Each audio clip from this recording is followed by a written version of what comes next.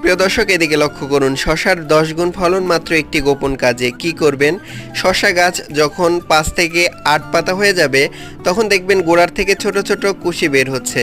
প্রাথমিকভাবে এই কুশিগুলো অবশ্যই ভেঙে দিতে হবে।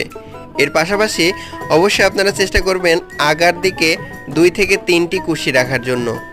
এবার গাছ যখন একটু বড় হয়ে যাবে, ফুল আসা শুরু হবে, তখন যা করবেন, গাছটিকে ঠিক এরকম সরু সুতার সাথে এরকম পেঁচিয়ে দিতে হবে, কিংবা আপনারা যদি সুতা না পান তাহলে কাঠির সাথে এরকম করে পেঁচিয়ে দেবেন।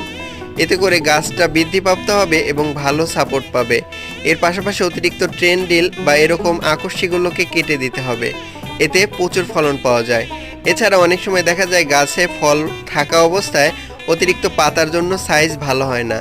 এজন্য গোড়ার দিকের অতিরিক্ত পাতাগুলো ছেঁটে দেবেন, যাতে করে অল্প সময়ে শশাগুলো খুব বৃদ্ধিপ্রাপ্ত হয় এবং খুব দ্রুত বাজারজাত করতে পারেন এবং